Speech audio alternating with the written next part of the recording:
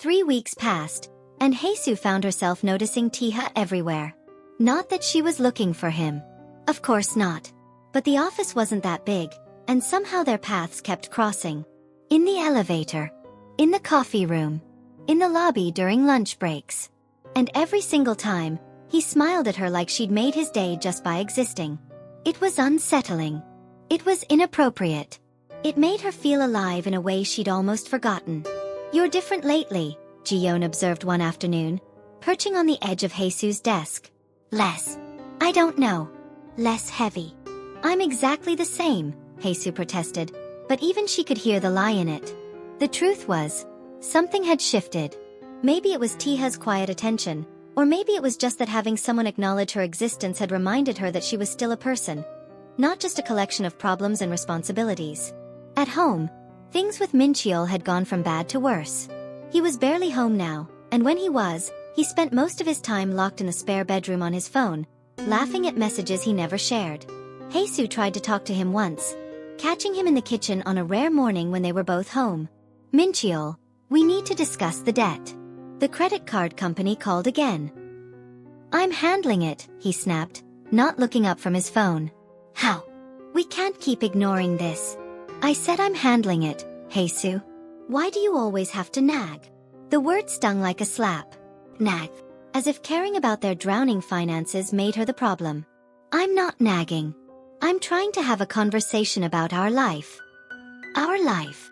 He finally looked at her, and the coldness in his eyes made her step back. "What life? All you do is complain and worry.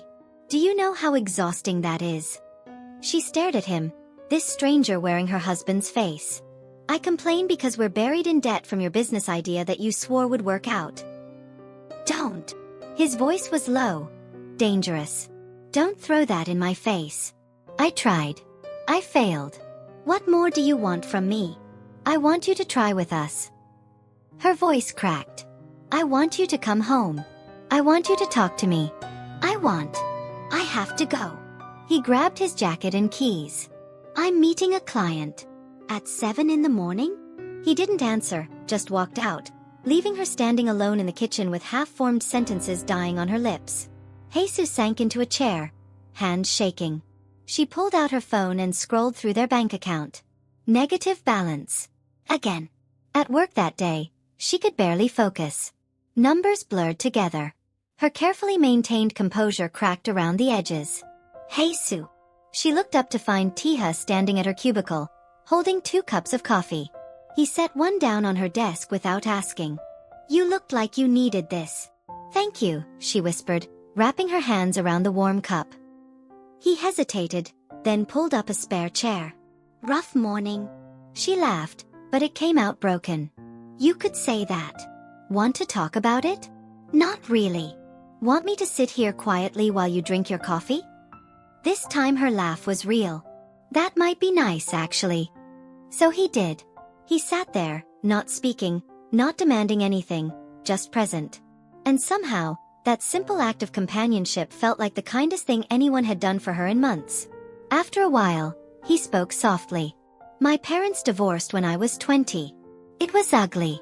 Lots of fighting, lots of silence, lots of pretending everything was fine when it clearly wasn't." Haesu looked at him sharply. "I'm not." "I know. I'm not saying you are." His eyes were gentle. "I'm just saying. I recognize the look. The weight. And I'm sorry you're carrying it." Tears threatened again. She blinked them back furiously. "I should get back to work," she managed. "Of course." He stood, but paused. "Haesu?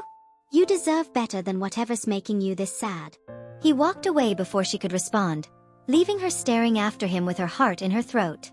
That evening, Mincheol texted that he'd be out late again. No surprise. No disappointment left.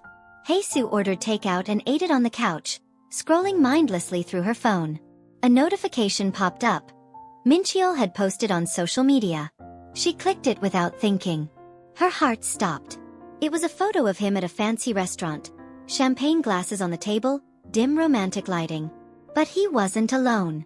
Next to him, laughing at something off camera, was a young woman. Pretty. Maybe mid-20s. wearing a dress that probably cost more than Haesu's entire wardrobe. The caption: celebrating success with the team. Hard work pays off. #blessed. Team. He'd said team. But the way his arm was positioned, just barely out of frame but clearly around her shoulders, said something very different. Haesu's hands started shaking. She clicked on the woman's profile. Saman. 24 years old. Works in marketing. Recent photos showed her at office parties. Always near Mincheol. Always smiling. Always there, in the spaces where Haesu used to be. She felt numb. Then furious. Then devastated. Then numb again. Her phone rang. Mincheol. She almost didn't answer. But years of being the responsible one, the one who kept everything together, made her finger press the accept button. Hey, his voice was casual, easy. Just wanted to let you know I'll be home late. We landed a big client, so we're celebrating. I saw your post. Silence. Who is she? Who's who? Don't. Haesu's voice shook. Don't lie to me. Not anymore. Who is she? More silence. Then quietly. She's a coworker. Are you sleeping with her? Jesus, Haesu. Are you sleeping with her? It just happened, okay? The words tumbled out. Defensive. You and I. We've been falling apart for years. You know we have. She makes me feel young again. Like I matter. Haesu couldn't breathe. The room was spinning. I matter, she whispered. I'm your wife. I matter. I know, and I'm sorry, but don't come home tonight. Haesu. I said don't come home. She was surprised by how steady her voice sounded, even as tears streamed down her face. I don't want to see you right now. She hung up before he could respond and sat there in the dark, alone, while her marriage disintegrated around her like ashes. To be continued.